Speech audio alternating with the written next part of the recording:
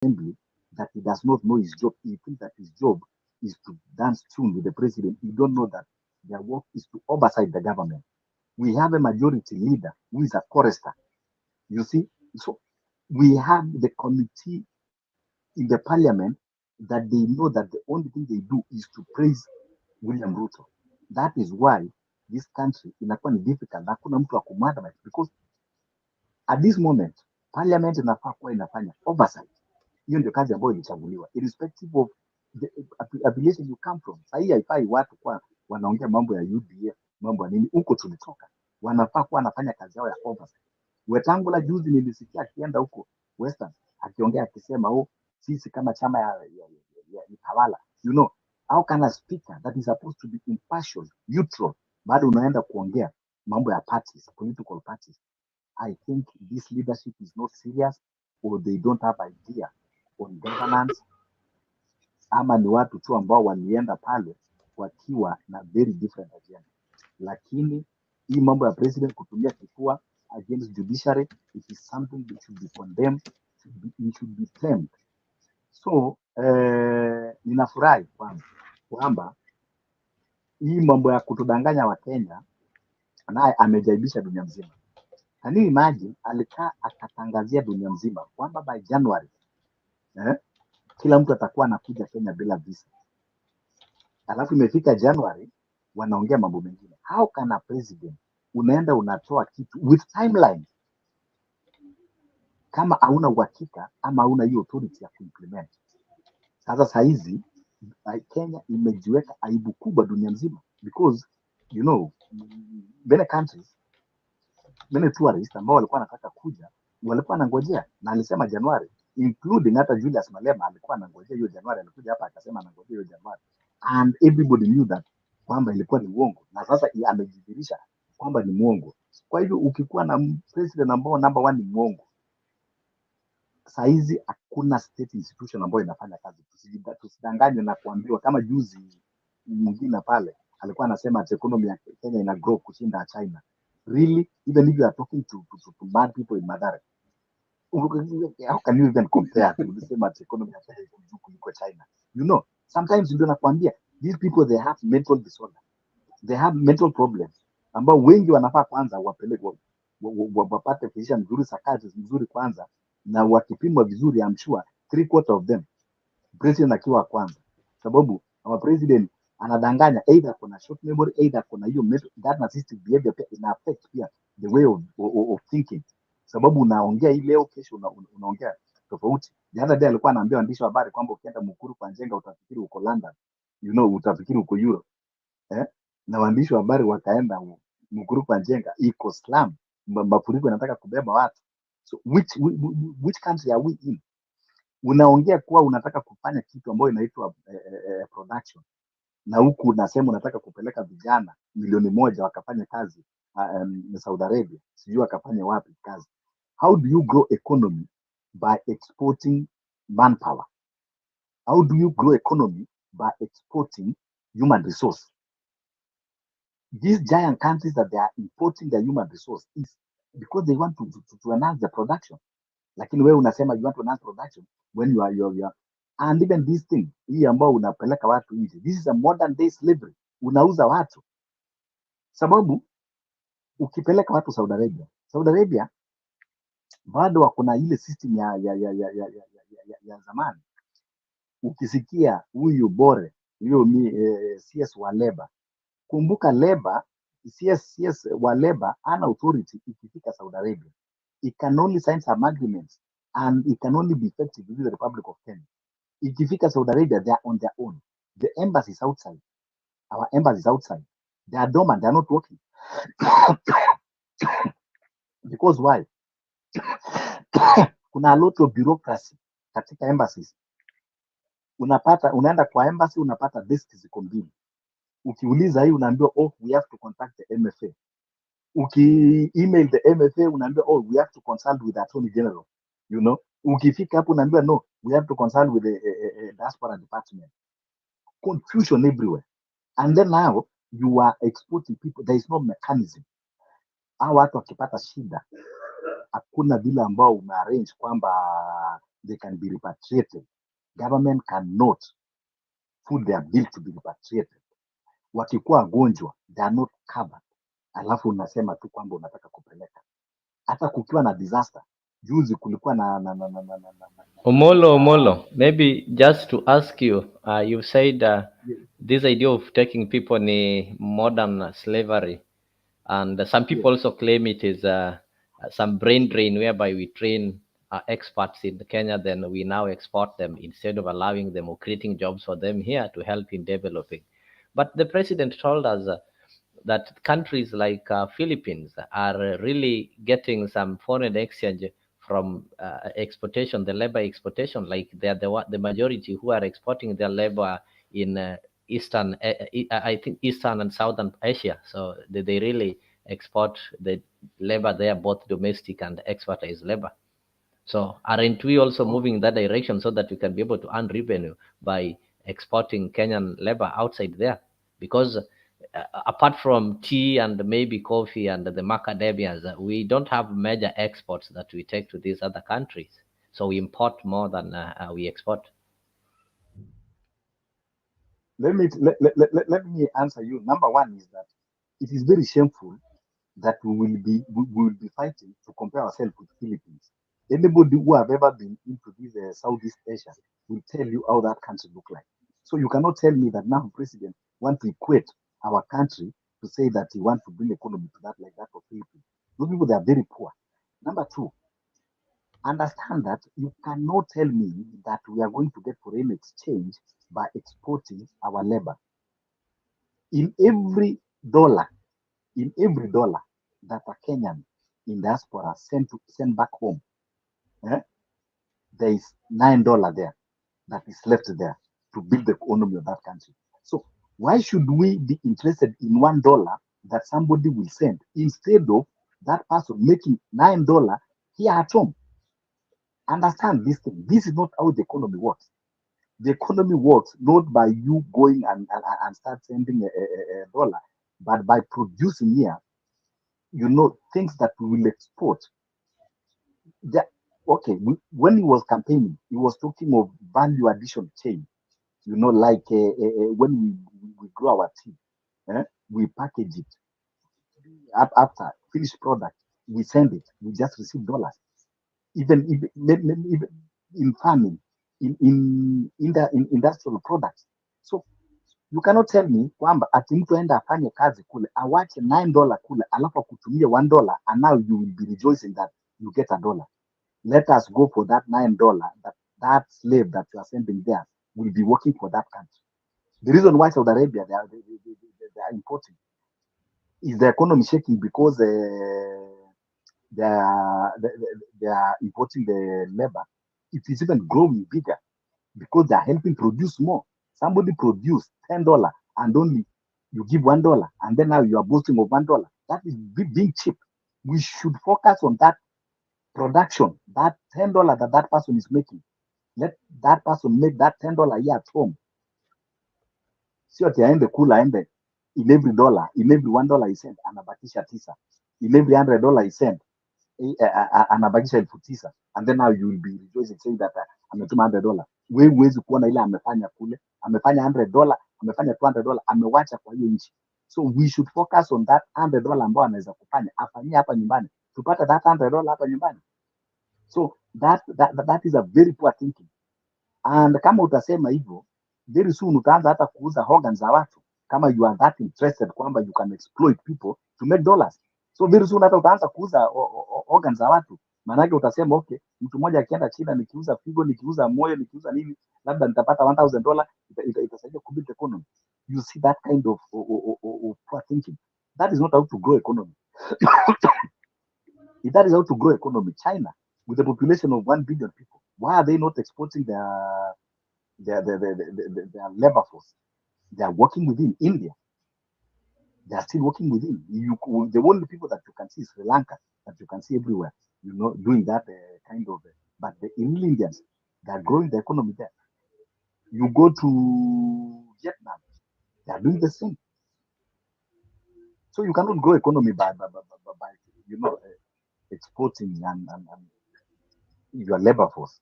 That is not how it works. When you see this giant economy growing like Germany, they're exporting, they're importing their labor. You see Spain, they're importing their labor. You see Canada, every year they're importing. America, that is how they grow their own by importing. Even us, we should be growing economy and even be looking professionals to come back to come to our country and help us even, spread the economy more. Now unatuma watu nje, unaharibu ili zile ziko ndani, kampuni zingine ndio hizo unaziuza, unaziprivatize, iende tena huko kwa watu wa nje, vijana tena wetu wasipate kazi, alafu wale ambao wako unasema unasukuma nje.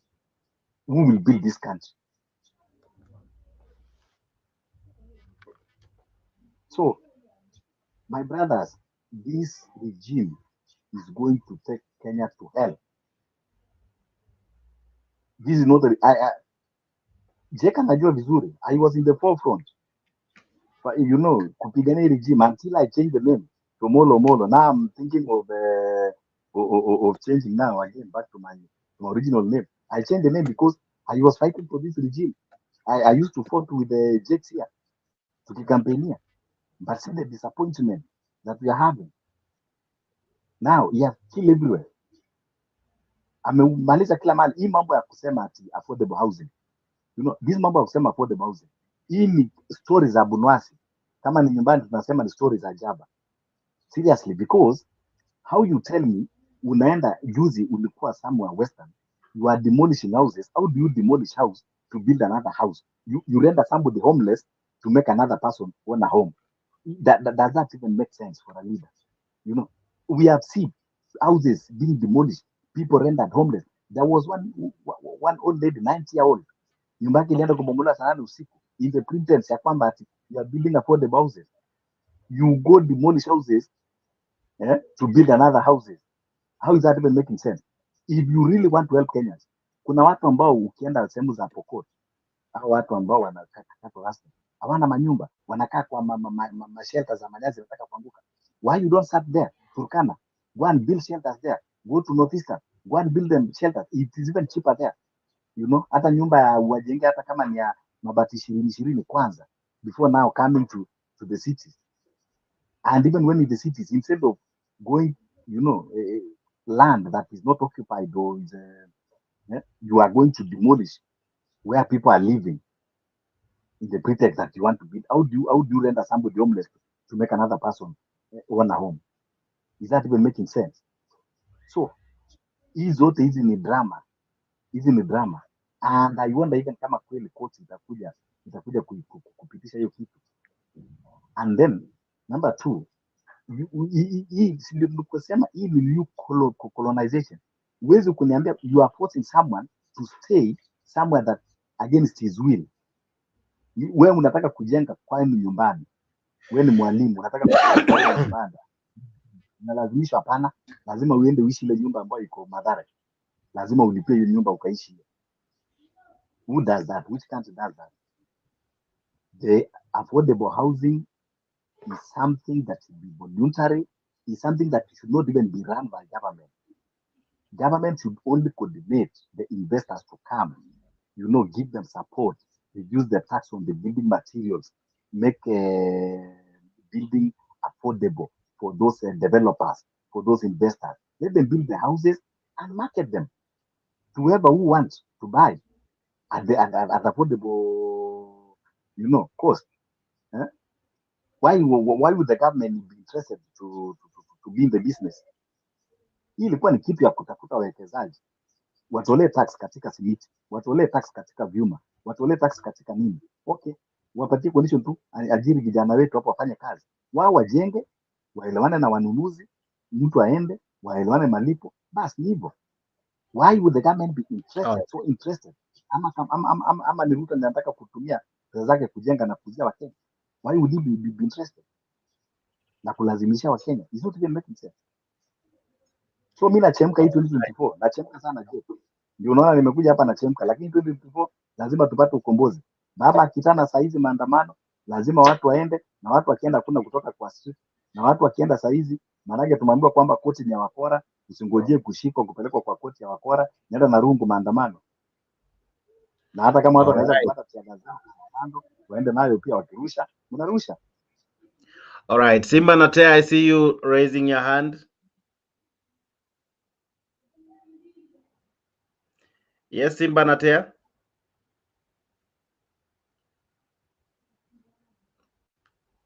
Simba, I Bwana can't. Jet, najua yes, unaweza ni yeah.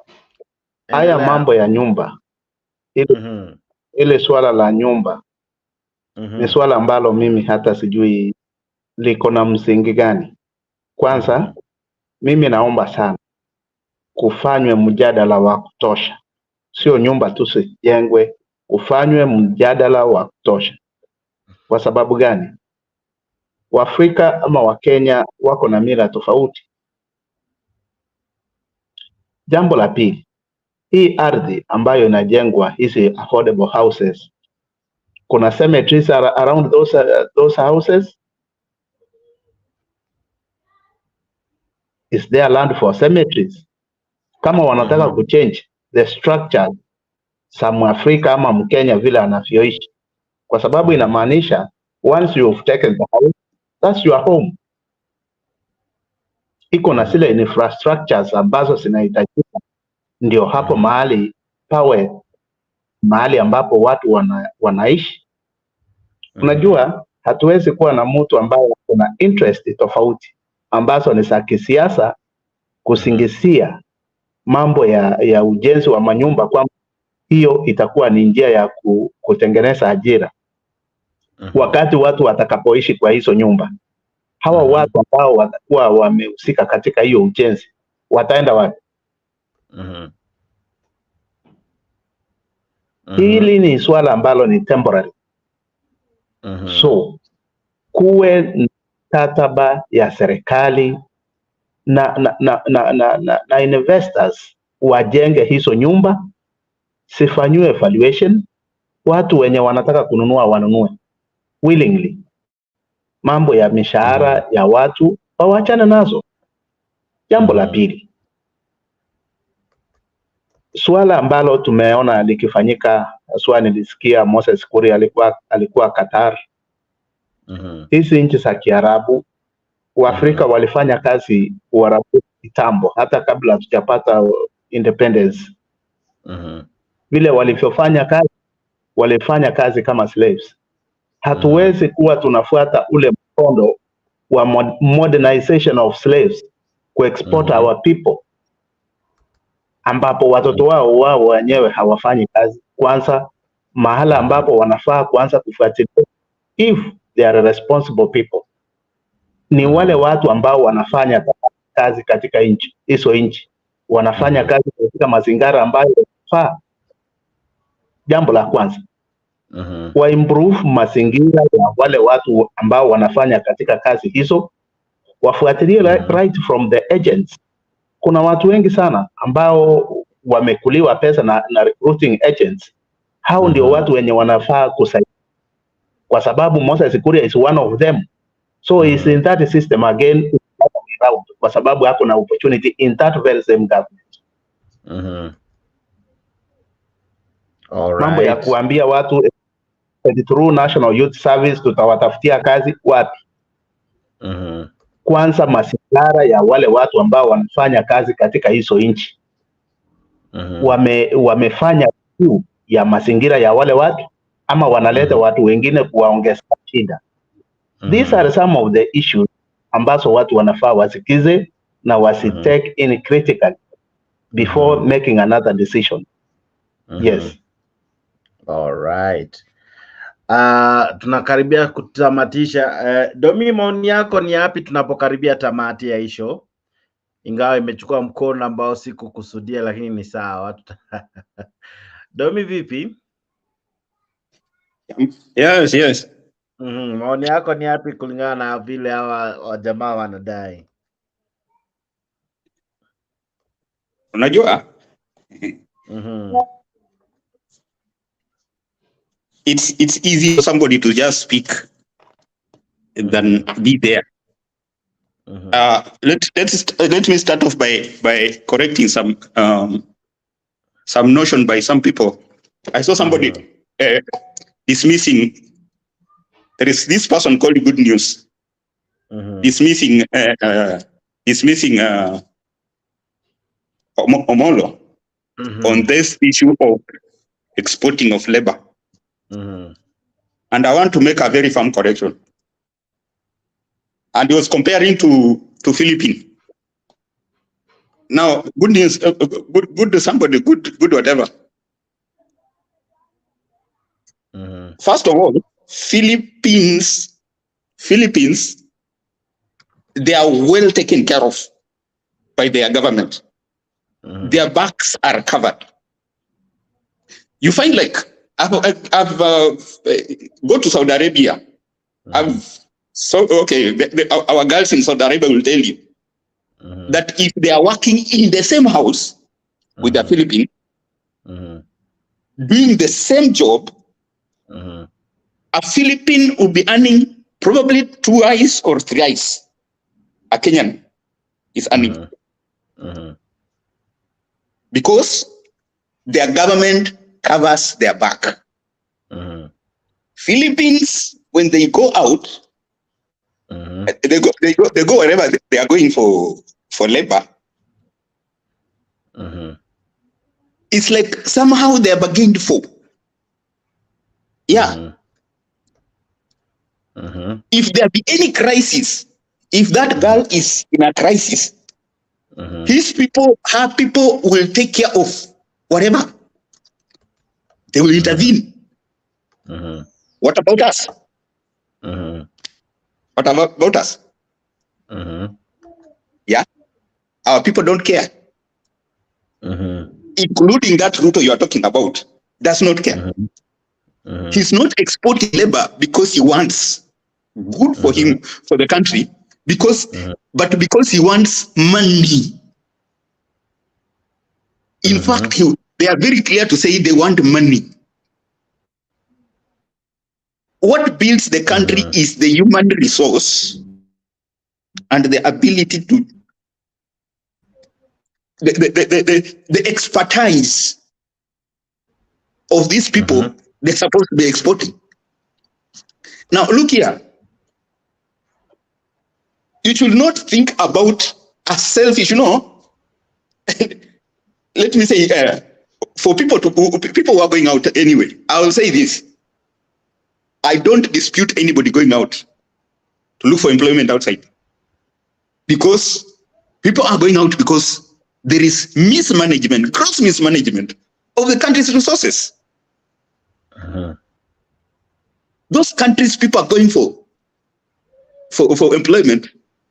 I'm telling you, if Kenyans were good enough, they will be doing better. As by now, Kenyans will be paid better than going out. For example, somebody was earning 50,000 per month. When the shilling goes down, his 50,000 goes as low as 30,000. The value of 50,000 goes as low as 30,000. Now, when you include taxes, the additional taxes and whatever they have added, probably goes less. That is the reason as why somebody is going to look for employment outside the Kenya. Is it good for the nation? No. It is not good. An engineer who is supposed to be building houses in Kenya, he leaves. You are going to pay another engineer from China 3 times more to build to do the same job. Yeah. You are building. You are going to build China. You are helping. You are creating employment for China by sending your people outside. Yeah. Is that what we need? Yeah. Are you telling me that it's a plus? It is not. The statement that Ruto was saying is, nyinyi tokeni muende na wauza nyinyi muende nje. Nipate pesa ya kukula na kutembea tembea. That is the statement. As simple as that. somebody good, whatever that's the interpretation of what Ruto was trying to say.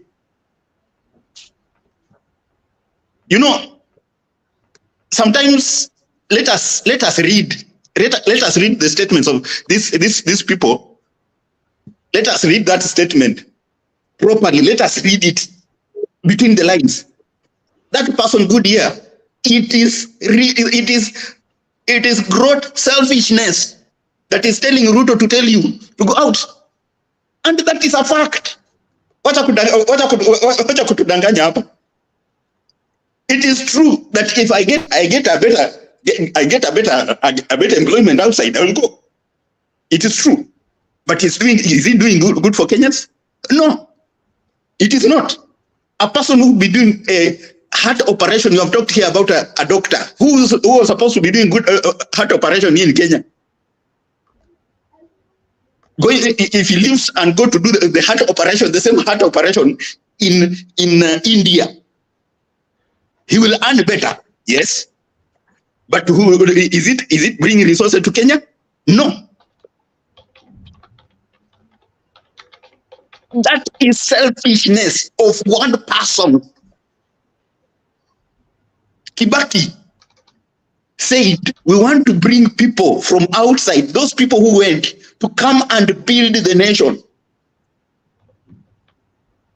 We want to take people to come, those people who went outside, to come and build the nation.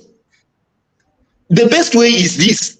The only way Kenya can convince me that it's good to take people outside the country. Let that person go out, get experience, yeah, bring the experience into the nation.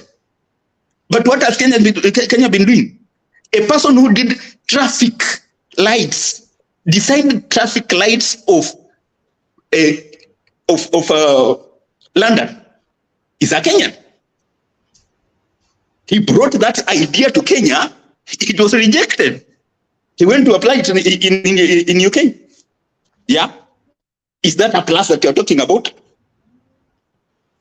Your thinking is selfish. The thinking of Ruto is selfish. Now, look at that Philippine you're talking about. Philippines at home. Let me tell you, don't talk about those people who are being exported outside. Look at those people who are left behind. How are they? The building of the nation is not about those people who are being taken out. It is about those people who are inside, who are remaining behind. How are they? I can tell you, Philippines are exporting because things are not good in their country. And at the same time, it is not helping them.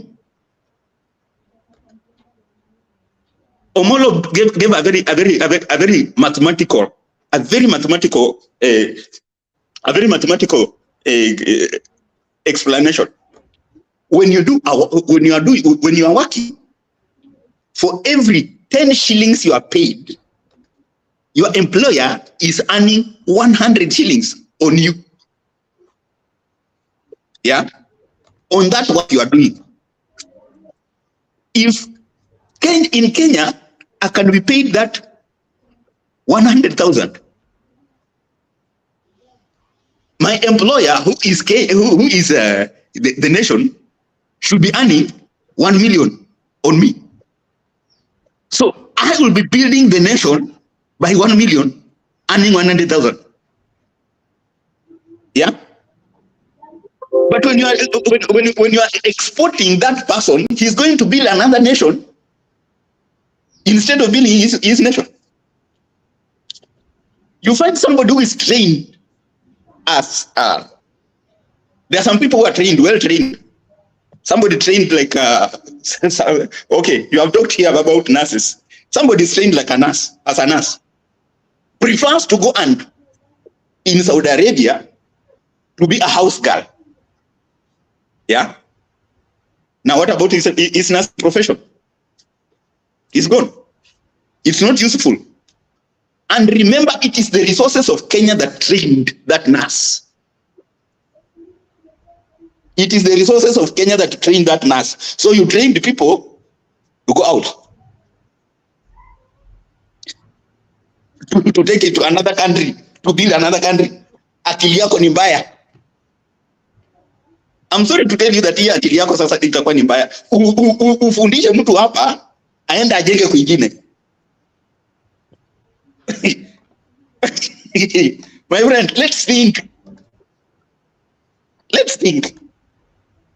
You train a person to go and build another nation. Okay, let me be straight. I was trained by Kenya Railways, but right now I'm building another nation. Is it a plus for Kenya? To Kenya Railways? They have to train another person to replace me. They will use some more resources to train another person to replace me. And we are talking of over almost 1 million to train another person to replace me. And we'll be having some other people being trained so that they go out. My friend, let us think outside the box. The thing is, build the nation. Set the nation on the right trajectory. Attract the investors. Attract investors. Let them build industries in Kenya. Let engineers get job in Kenya. People will not go out. People will not struggle to go and risk their lives outside. But if at all you are not building, you are interested. And by the way, let me ask you, this guy is so much struggling about housing. Is it the only thing that he has in mind? Yani, nataka kuwauliza hivi. Uende uchukue loan. Umechukua loan unataka kujenga nyumba. Then you find that the land you want to build the house, the land you want to build the house in has a problem. And they put an injunction on that land. Are you not able to think of something else to do? Then akili yako imegwama. It only proves that Ruto has no other idea. It is only housing. Yani akili ya Ruto imegwama at housing. And if not housing, there is nothing else. That's poverty. That's mental poverty. You should be thinking, if the housing fails, think of something else. Start another project. Think of another project. Start it up. If this one fails, think of something else. You are in okay. We own families. Uko na familia yako. Unataka una mpango yako na ikatae. Unaanzisha biashara na unaona haiendelei. Do you get stuck there? No, you think of something else. You went for employment. Ulienda kutafuta kazi. Then ufike huko hakuna kazi yaribike. What do? You should be thinking of something else. What do I do now that I'm here? It is not going to threaten the judges. You are not supposed to go to threaten the judges. They are doing their work. They are employed to do that. It is you that is wrong. When you are wrong, accept to be corrected. That is the thing. You accept to be corrected. And if anything, if there is a fault in that bill, in that law that you passed, if there is, why don't you take it to parliament so that it be polished? Simple. Yeah, take it to parliament. Uhuru did that. When things go wrong, he used to take the bills to parliament to be corrected. Yeah, he used to take it back. Take it back to be corrected. People will move on. Yeah. You don't force. All right. Yeah. Shikilia hapo tu kidogo. I want to wrap up but I see the watchman, the what do you call this person?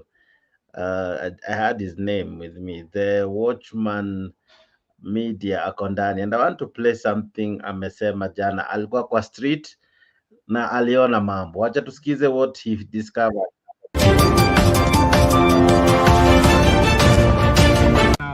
Hello guys, so tulienda huko Kuru kwa Njenga, kuna venye wase wanaishi. Mazeni mabanda, nyumba mingi mbaya sana. Watazamaji tu ziko nje. Stima pia tu ni sasa tuseme Mkuru kwa Njenga, yani Kenya Power yuko ni Mkuru kwa Njenga Power. Yani vitu zilikuwa tu mixed up. Takataka kama hips, bigi.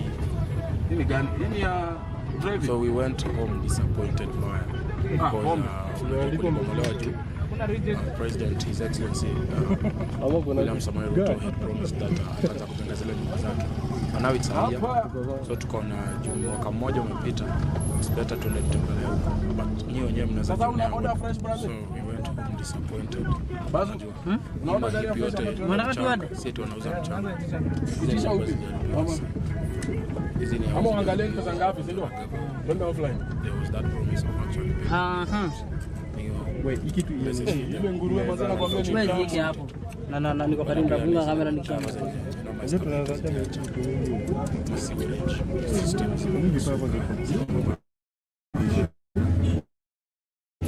I think able to prestige channels. Mr. President, this is street come across my video. Please. Hii street content, uone karibu cover na sakaja. Kama wanatembea guys, fanyeni zile kazi rizikana. Sio tu project ya media kwa sababu for sure things were not as, you know. So I just went home disappointed. Mnaweza ona tu venye barabara zinakaa. Unajua huko kuna vitu kama vile mnawaki na mama. Wanauza mboga tu karibu na hizo system. Kuna watu wadogo. Yani biashara zote zinaendelea tu. Watu hawajatoka lakini wanaishi kwa mabanda. To drop wapi? Askari ama direct? So I just went home looking the other direction. I was so much hoping that actually I could find something to be proud of and say that Mr. President, you're doing something different. But manyumba tu zimejitolea. So huko ni Mkuru kwa Njenga. Tumemit na maboys. Kama uja manage ku watch video, I'll advise you to go to our official channels. 74 official.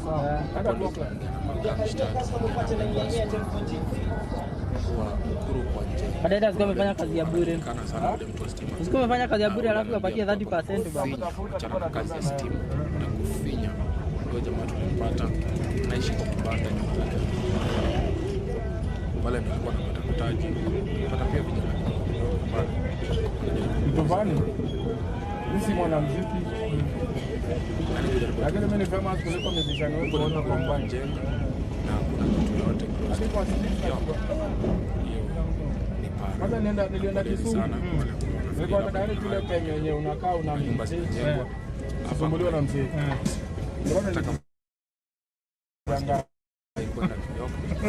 Wewe hii ndio kwa barabara. Lenga ngoma gani? Hizo scenes zichukue kabisa. Maalum.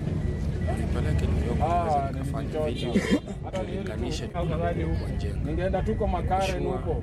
Nitoshe tu bei nikae nitulie. Ruto watchdog. So easy to business endelea na makeshift stores just any time in case I'm your biggest fan. Ashakuwa biggest fan. Unaona kwanza wala wasanya kutusi kwa media. Ase na ndio sana. Ndio sasa makanga. Wana making kila video wana watch wanakutukana. Hao sasa wameshinda. Lakini ati ama kwa ndila anaonaga notification analea. Lakini wanakupiga hii mbwa inasema nini tena? Kama unataka kutembea kwa hizo streets tunakwenda kama mega kwa Njenga. Kwanza kisi. Trust me. You will not be touched. Just come. Alafu ni fani. Wasa shianga usiwa kwa comment section. Pipeline exit. Sasa sisi tunarudi bubu. Jamaa anaweza jikunia ameacha tu hizo images za maroon sana zile ambazo. Kuna mtu alimwambia sema hivyo venye ungekuwa unasema. Sasa hili niko hapa. Buda bonga. Bro. Unajua tu pia na kwanga tu yani kazi sana. Ile kwanga tu yani si kufanya kazi. Sio serious. Pia ile kwa kazi. Mwambie bado unanitukanaga una mention budangu hapa tukienda hivi. Sema hizi hawawezi wapata potea. Hapa tunasimamisha hapa. Kusimamisha gari kwanza kidogo. Farasi ni gani? Naona wale watu wamesimama pale, watu wapatapotea. Baada tu ya kuniona hivyo wakarealize, wakataka kutoroka. Mnatizama ndio wale pale. Naona ni watu ngapi wakaanza kuniangalia ile macho hapo nishuka. Kufanya unashuka hapo. Nani mkubwa hapo? Nani mkubwa hapo? Amewa kuja, nani mkubwa hapo? Kuja. Hii tawo jamaa kuja hapo. Sasa nitoka kwa gari. Mwambie kuja hapa.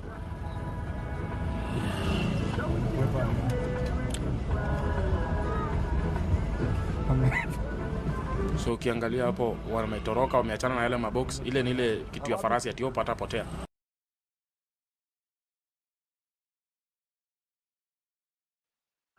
Alright, tuliambiwa siku hizi Mkuru kwa jenga ni kama London ama majuu. Wow, interesting. Ashley, you requested for that. What do you make of it?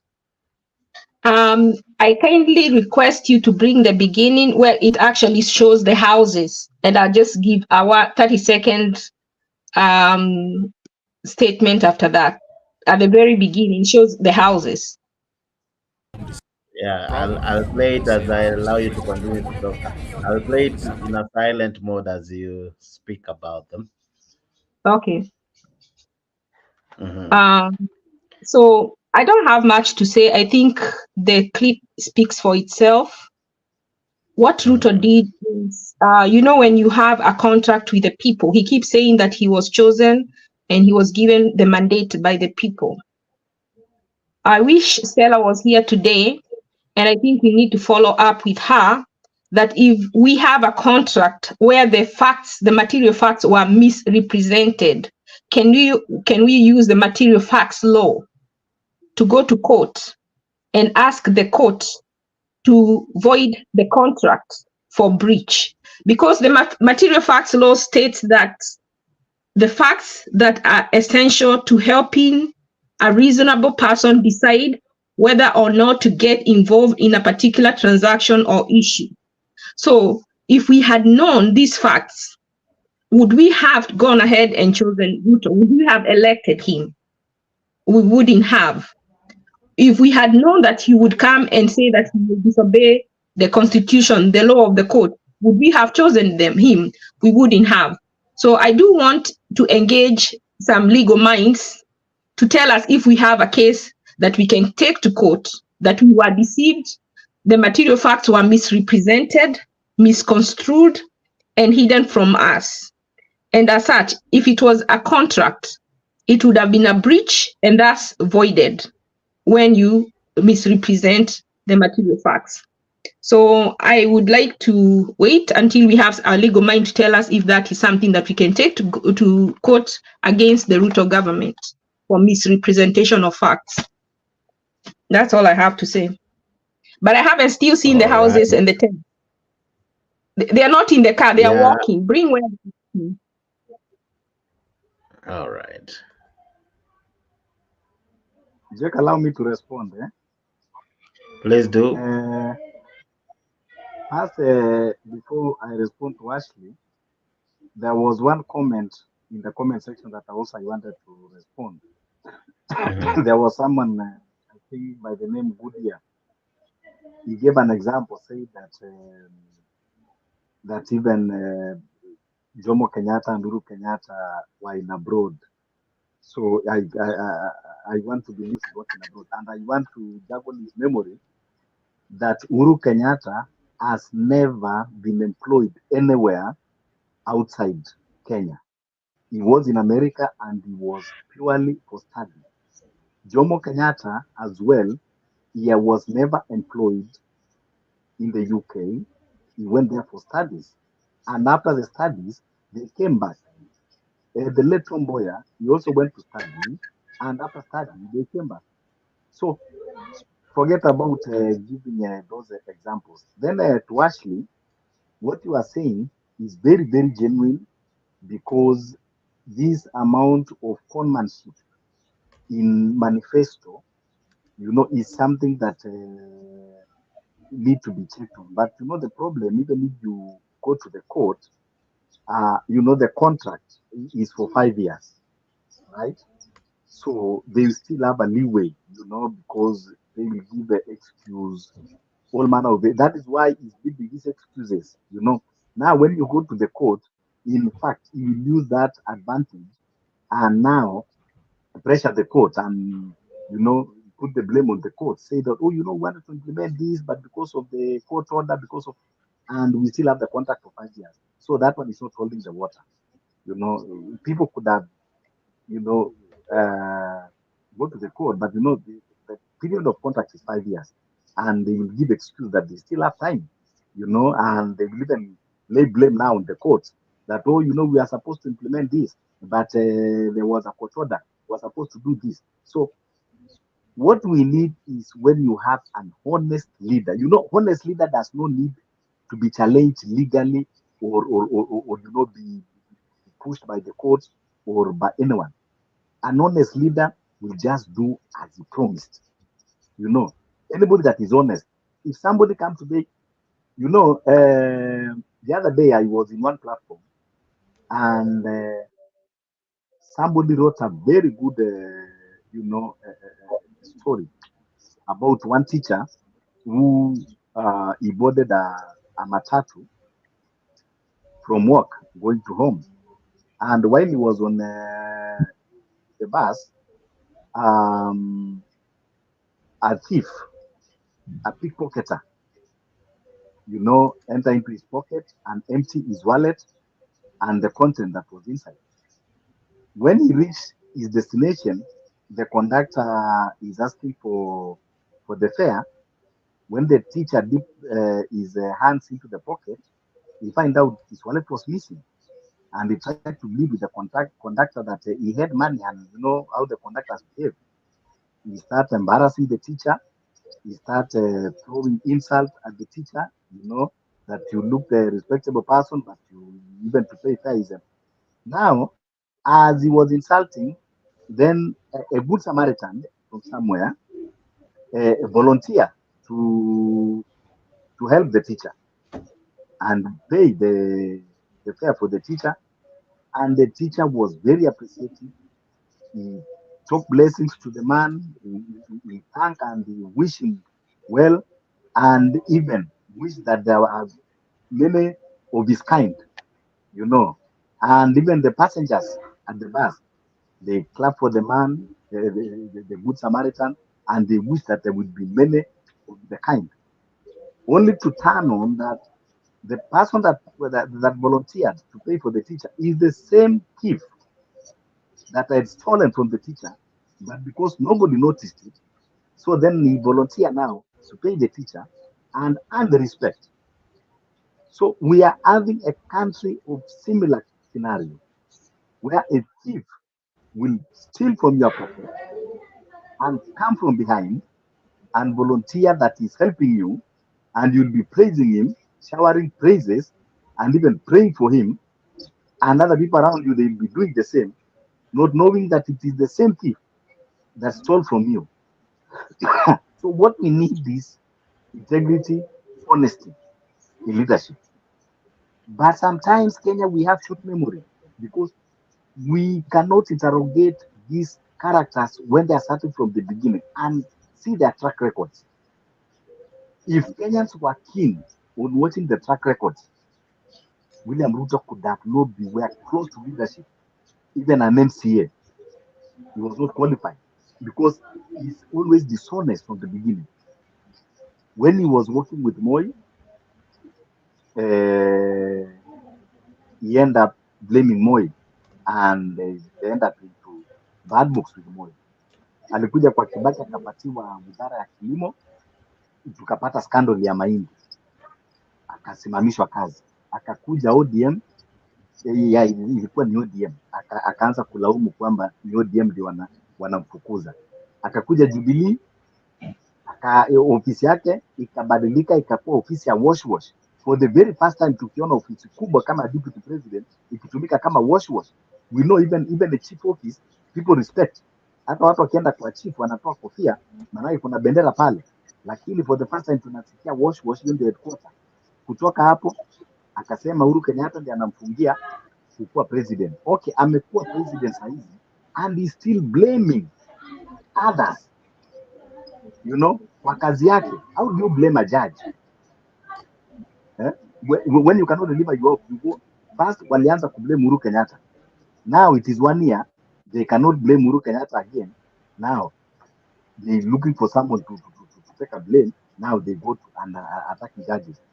To tell you, a dishonest person is a dishonest person. No matter what you do, they will always have, you know, an excuse. And that is why Kenyans should be very careful when choosing leaders. That is the meaning of integrity. When people talk of integrity, people don't understand. A dishonest person is a dishonest person. Now always atakuwa na shida. So even if you say you are taking Ruto, you know, for that manifesto, and you still have a reason. You have the contract is 5 years contract, and he wanted to implement, and there was a court order, and there was that, and there was mandamano, and there was that, you know, because of dishonesty. Always someone that cannot deliver always have plenty of excuses. So you cannot take Ruto to court. The only way is public court. It is the people who have the mandate to take that mandate back. That is the only way. It is only to take the mandate that we give him back. But relying on court cannot. Number one, he does not even respect the courts. He does not even respect the courts in the first place. Do you think now anybody can summon Ruto and go to court? He cannot appear. So the only thing is to take that mandate from him. How do we take that mandate from him? We can decide to recall all the leaders that we elected, from MCA to members of parliament to senators. We recall all of them. We recall all of them. It's to sign signatures from MCA. Because even I cannot blame Ruto alone. Even the parliament itself. Now we are doing the work that parliament is supposed to be doing, the oversight. Lakini what are they doing? They are discussing an issue in parliament. Very pet issues. When they are given a chance to discuss things that matters, they go and do something different. Nearly all of the parliament that we have, it's like they don't have idea why they are, or they don't know even the you know, the work that were given. So kutoa tunaweza amua kurecall all of them. Watu waende waweke signature ya mbunge, waweke ya MCA, waweke ya senator, wote kwanza tuwafukuze nyumbani. Then bunge ikivunjika, automatically Ruto anakuja chini, tunaingia kwa fresh election. Manake tuko na military pia ambao watuelewi. Tunaona military wengine wanachunga nchi yao.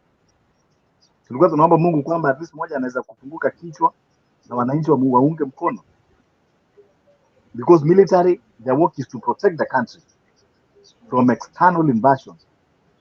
But also, this one is like external invasion, because when anything that will threaten the livelihood of a Kenyan is an enemy. So at this point of time, military should know that we have enemy within, and they should do something. I'm hoping so. Let us pray for our military. Ogola, maybe Angel Gabriel can visit him and open his eyes. Angel Gabriel visit the Mali one, and now Mali is doing good. Burkina Faso. Sababu military players, they should be cautious of their commander. Kama commander wao amekuwa ni mtu ambao waeleweki, they should do something. Si wangojee mpaka nchi ingie kwa moto ndio amke. Hello. Yes, Jack. Sijui kama nimeanza Ashley.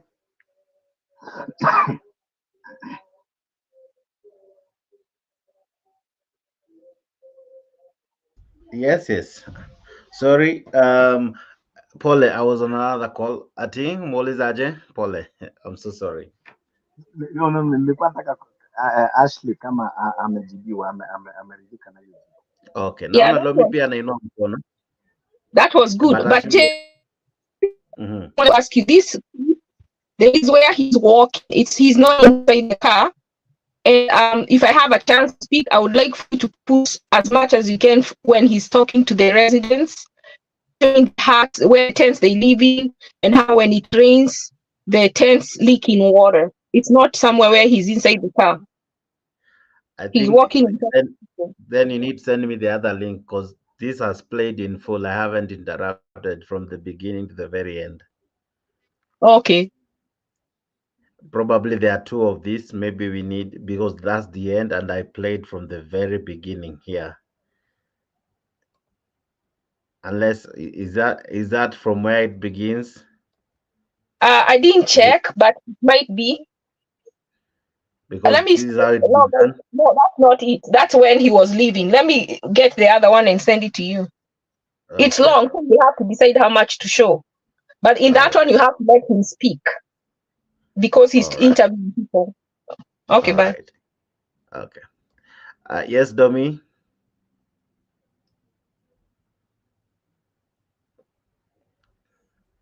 Okay. I just want to say something about. Oh, actually, it's gone. Yeah, no, she's coming. She's getting the video for me. But go ahead. Okay. I just wanted to tell Omolo has explained a lot about the way probably we can think of doing. Okay, to me, there is, I think, according to the law, when deception is part of what a person brought in a contract,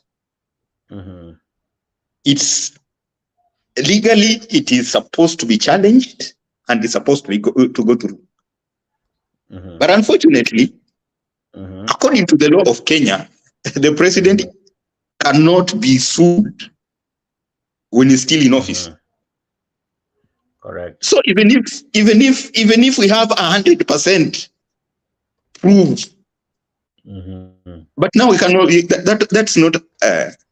That's an avenue that cannot go through. Secondly, if the court has been untwisted to allow a wrong thing to proceed, what about removing? What I will say is that let's even not consider. Let's not even think about the court. Let's not even think about the court. In fact, what we should do now is this. People should think of, as we oppose the president, the judiciary should also be questioned. I believe there should be a day when people should just go to the High Court, or rather to the Supreme Court.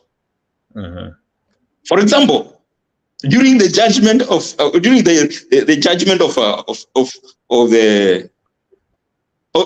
like in court of appeal, during that judgment, people should just come to the court and say no. Should just demonstrate from there and say no. Yeah. There's one thing that is very clear that has been very successful with the politicians. The politicians, or rather these big people, they fear being put to the defense. If people can storm the court and say no, refuse, the judge makes the determination and people say no. Like everybody is going to the street and they are saying no. He makes the judgment and everybody from the offices. People come out from the offices and say no. They had everybody, like the whole Nairobi is headed to the court of appeal. That is the only way people can listen. Like when they make that judgment, then people say no. You know, unfortunately, it's not clear. There's no clear path You know, as the constitution says that the ultimate authority is with the people, and they can exercise their rights.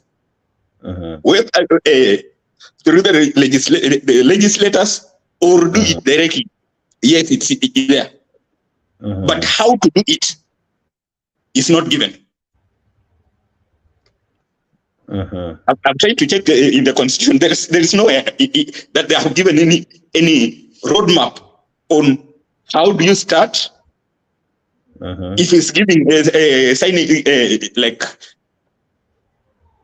whatever, how many millions of signatures after that, then what next? Get these millions of signatures, then what next? They have not given the roadmap. That is one thing that was supposed to be in the constitution. If the president is doing this and you have rejected the president, 1 million signatures or 2 million or whatever millions of signatures, even if they say 10 million signatures or 5 million signatures, after getting the 5 million signatures, what next? That would have been the next thing. The problem with the constitution of Kenya has so many open-ended laws. It is so open-ended that anybody can fill up with anything.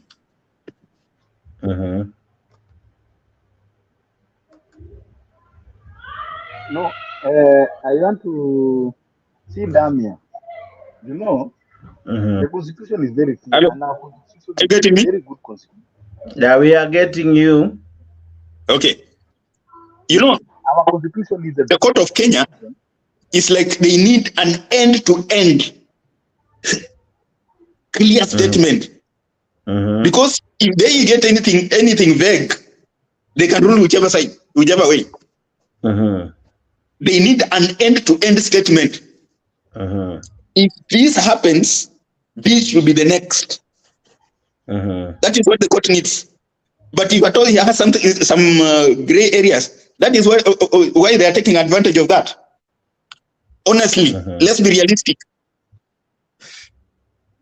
They are deducting the money from people's salaries, the one that we are challenging, in the court. Then you tell us that let the government continue deducting. In case it goes the other way, is the government going to return the money? Is the government going to return the money? In other words, what the court is saying is there is a greater possibility that they are going to allow the government to continue deducting the money. No, allow me to interject. You know, to me, the court is very right. And we don't have problem. So far, Kenyans, we don't have problem with our judiciary. So we cannot say that we want to be a country where we don't respect judiciary like our president is doing. You see, the reason why the Court of Appeal put the stay order is because that thing already passed in Parliament and it has become a tax. And one thing that the Court of Law cannot do is first to stop a tax without delivering judgment, because it can bring a very big, impact. So what they do is they first put that stay order. No problem. Let them continue collecting, but we will hear in the ruling. So the court pronounced itself. Very simple, very clear. It is not a problem, because I'm sure even the prayer that was there, it is not even, to stop the government without everybody will be heard, and the court will make its last pronunciation. So this one is not a problem. To me, it's not a problem. Yeah, we will wait for the ruling. But anything that already become tax, you cannot stop it. Let us tell ourselves the truth. You cannot stop a government from collecting tax. You can only stop when you already find the evidence that collection of tax was illegal and unconstitutional and is proven beyond beyond reasonable doubt, that is when you can stop it. But at this stage, Court of Appeal need to dig more deeper. And when now it has proved beyond any reasonable doubt that it is illegal taxation, then now they can go ahead and stop it. But at this stage, they cannot stop it, because what about if you stop it and then the petitioners cannot prove themselves? You know, what about if the government now demand? The court cannot. Who will take that responsibility? If the petitioner now is told, okay, to reimburse the tax that the government did not collect, that will be another disaster. So the reason why the court is doing that is also to protect it. All right, guys, we need to wrap up, and I don't know. Let me do this. Let me play this one clip from Ashley. Can I understand something before you go? Okay. Let me understand something about what Omolo is saying. Mm-hmm. Is he talking about the tax or the housing levy? Because according to me, the issue is the housing levy. Mm-hmm. Omolo.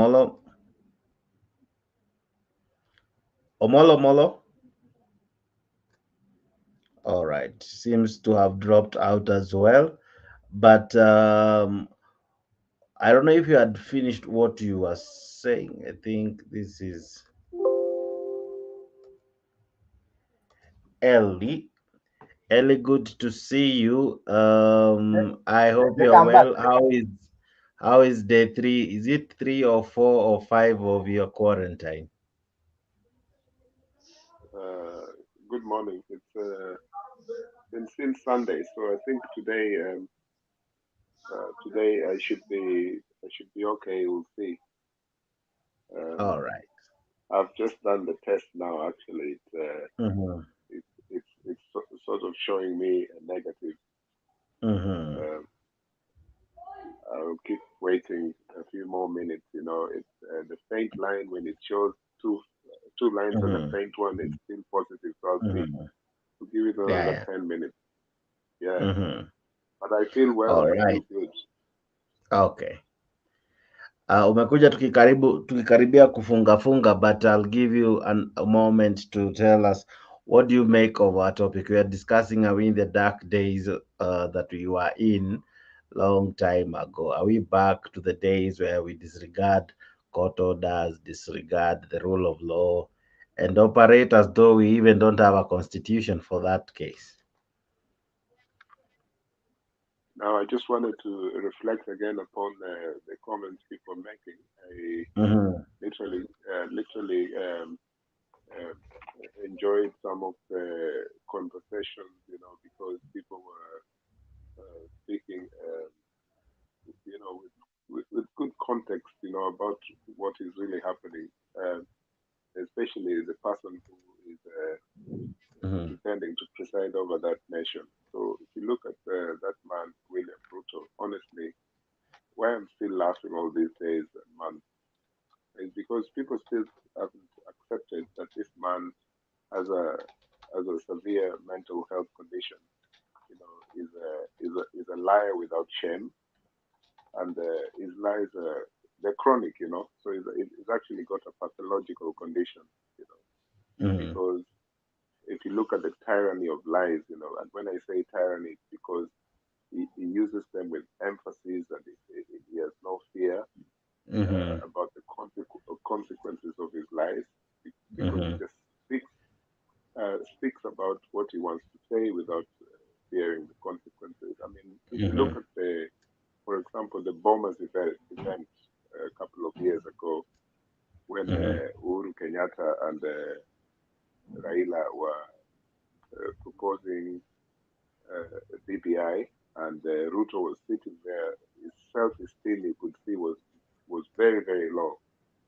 And people who are chronic or pathological liars, they do have this problem about self-esteem, and the only way they can compensate is to, you know, pump our ears with lots of lies until we accept, in fact, we think it's the truth. So when I watched that clip that you just played about, I think it was Mukuru Kwanjenga, yeah? The clip that you played, where Ruto was trying to compare that area with Europe. I mean, there's slums in Europe. Don't forget, there is places in Europe where the struggle is just as bad, but not as bad as, say, for example, the clip that you just showed, right? So when you look at that clip that you just showed and the message that came from Mr. Ruto when he was talking to the media 2 weeks ago, then you know that he has a very severe mental health problem. And this is with respect to people who are living with mental health problems. So I'm not shaming them, but I'm just saying that maybe to reach a point where Kenyans will have to diagnose this person's welfare and see that, because I think years back, I don't know about now, but the constitution before the 2010 constitution addressed the issue of the capacity of the person who is holding the presidency, including their mental health capacity, right? I don't know whether the 2010 constitution addresses this particular item, but I'm sure there must be a mention about the health and fitness of a person holding that office. Because to me, this is one of the problems that we have with this person who is holding that office. And the problem is a lot of people who are around him, they're afraid to say so, and some of them might even have the same problem. But his is just in a different category. Someone mentioned there earlier about giving comparisons about people who have worked abroad and have come back to lead Kenya. Mentioned Jomo Kenyatta, said Jomo Kenyatta wasn't working in the UK.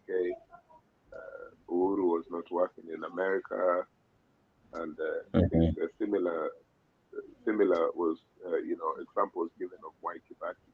The only one I know that did not really work as such in abroad was Mwai Kibaki.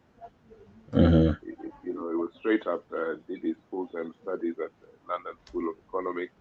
But Jomo Kenyatta, he actually worked. He didn't go to work. He went for other reasons, but he did not go to work, but he worked. Uhuru Kenyatta, the same thing, he worked. So this, we need to research what we say before we say it, because people are going to take the information as 100% true. What I know is that the kinds of jobs the likes of Jomo Kenyatta did in the UK, for example, he was an extra in various films, sit and stay, and also he faced that discrimination, which similarly Uhuru must have faced, in terms of jobs because of the color of his skin. But those are not the things that are an item for this particular conversation. What I want to just repeat is that people should now start digesting the fact that Mr. Ruto is a pathological liar. It means he needs to be really, really, people need to have some kind of empathy about the condition of the mental health condition of this man. And then they look for a constitutional way of removing him, given that fact, because it's a fact. If you look at the things he has said before about the number of stadiums that he would have built within weeks of the Jubilee government, And then if you look at this recent clip about Kuru Kwenjenga, which is actually an insult, but it's also the fact about it's a test example about his mental health and capacity to do things. So that's all I wanted to say about this gentleman that we're addressing. Thank you. All right. Beautiful, beautiful. Ladies and gentlemen, with that, we choose to wrap up this show. This show has been made possible for you guys watching. I see many wananiambia wako kwa job, wengine ndo wanaenda job, wengine ndo wanataka kujiwekelea kidogo, but zaidi yote mume make time ili kuwatch. I'm just but a grateful moderator this morning here in Kenya. It's around 11, few minutes to noon. I'm glad he chose to have this show. This show is actually now back. We will make sure that the arrangements are good, that it will be coming every single day apart from Sunday. Sunday we will try have another kind of a show. But thank you very much. See you in the evening. Now in the evening we have another debate and have another awesome conversation. So make sure you tune in to this evening show. Domi, I wish to see you together with Ellie and many other guys. Let's have a nice conversation this evening. Kenyan time, 10 p.m. We will be discussing very hot issues here in Kenya. I wish you good health, Bwana Odhiambo. I know utakuwa mzima kabisa. Yeah, this far you are doing well and you will definitely utatoka nje mazee, utatoka nje ili ufanye bidii ututumie za Christmas. But anyway, thank you very much. Thank you very much. All right. Maybe I give you a minute, everybody, to wish our viewers a happy new year. It's already 5 days, so bado tu ni time ya kuish new year even as I wrap up. So I begin with you, Domi. Happy New Year, Kenyans. May God make way for Kenya. Mungu atuhurumie sana. Amen. Ellie. For me, there's nothing really to celebrate because the New Year is lots of bombs being dropped over in Gaza, and there's lots of people running from these conflicts around the world. There's about 35 live conflicts at the moment as we speak around the world, and we can see.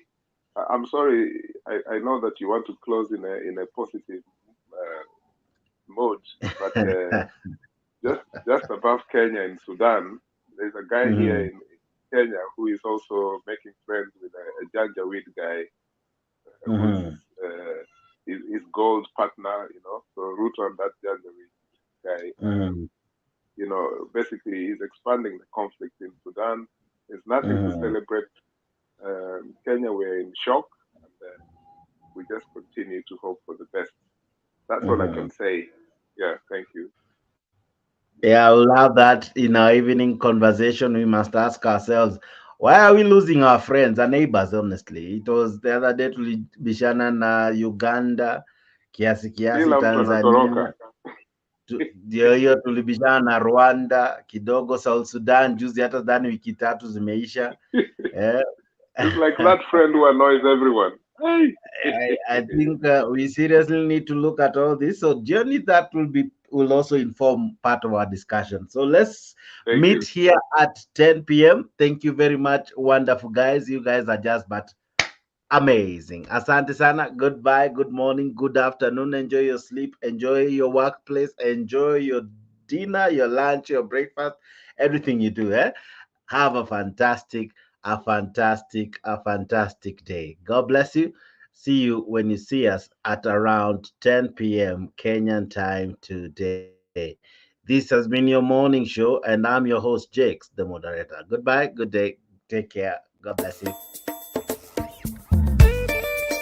Tunasonga mbele watu wote wa Jamhuri Kenya yetu. Tunasonga mbele watu wote wa Jamhuri Kenya yetu. Haya sisi sote wananchi tushangilie.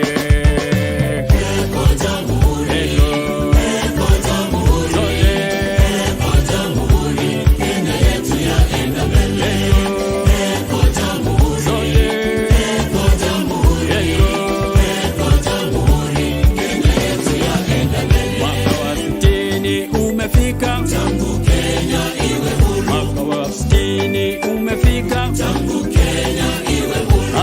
sisi sote wanai